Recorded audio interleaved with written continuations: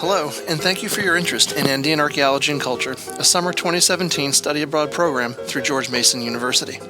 When most people think about ancient Peru, they pose questions like, who are the Incas? Where did they go? Why is ancient Peru one of the so-called 7 centers of human civilization?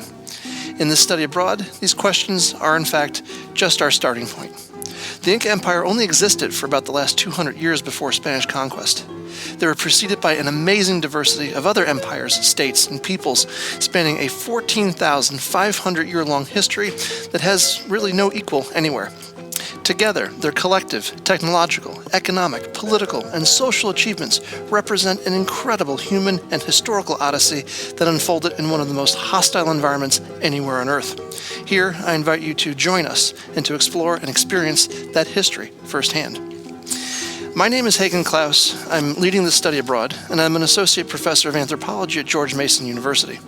I've worked in and lived in Peru for the last 16 years as an archaeologist and a bioarchaeologist, and I direct the Lambayeque Valley Biohistory Project in northern coastal Peru.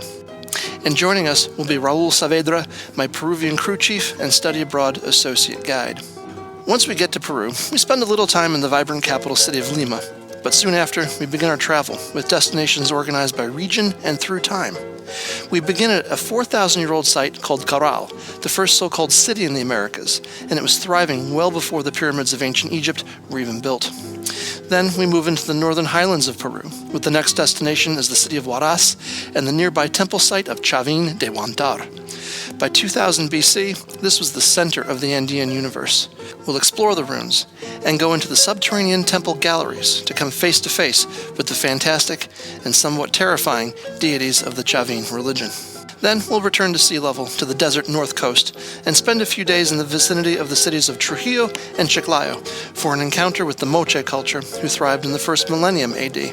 This was the first state society of the ancient Andes, and artistic, political, technological, and social complexity flourished under their rule. You'll learn about Moche religion and art in particular through the study of ceramic vessels, paintings, and large-scale murals that are still preserved under the desert sands at their major pyramid sites, such as the Pyramid of the Moon. The Moche are famous for a belief system that incorporated violent human sacrifice, and we'll visit the actual inner sanctums of the temples where such rites occurred and see the remains of the victims. On the north coast, we'll also visit the site of and the museum at Sipan, where the most powerful of all the Moche lords were buried. Their discovery found some of the most resplendent burial goods ever found in the Americas, and one tomb is even called the King Tut of the New World. On this trip, you'll see it all, and even go into some of the ancient tombs. We'll spend a few days visiting the ruins of the successors of the Moche, the Sican civilization. We'll climb their pyramids, study their capital sites, which is one of the many sites that I've excavated, and we'll learn about their political system and religion.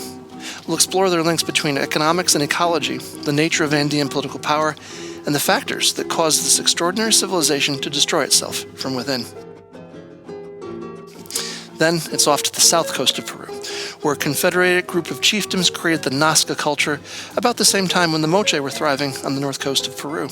We'll visit the ruins of the sprawling religious center of Cahuachi, learn about their extraordinary irrigation and engineering technologies that made farming and even life itself possible in one of the driest deserts in the world. We'll see the famous Nasca trophy heads and visit the reconstructed mausoleums of Chauchila. And then we'll go on an airplane ride and take an overflight of the Nasca lines, one of the wonders of the ancient world, and discover their true nature and meanings.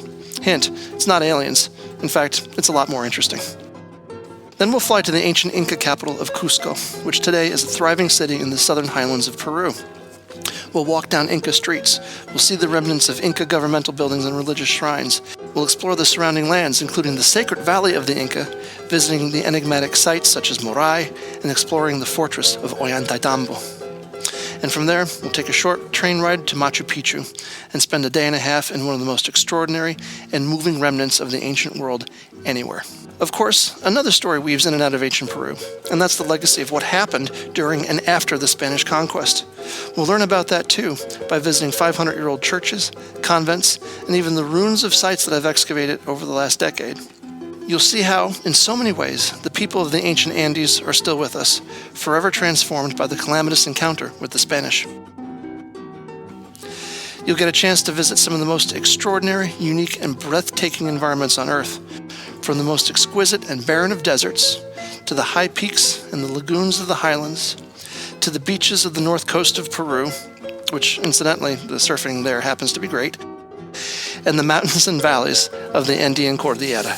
You will meet some of the most extraordinary people you will ever encounter on this journey, whose memories you will carry with you for a lifetime. You will also find the food to be unforgettable, and probably one of the greatest hidden gems of Latin American cuisine anywhere is Peruvian cooking. And if this trip is anything like our past excursions, you'll also probably find strong and lasting bonds of friendships with many of the other students on the trip. And maybe, if you're lucky, you might even get to meet a llama or two. So, thanks for your interest in this study abroad program, Andean Archaeology and Culture. I hope you can join us in this once-in-a-lifetime experience. Email us at goabroad@gmu.edu, or feel free to drop me a line at hklaus@gmu.edu. Mucha suerte y nos vemos, amigos.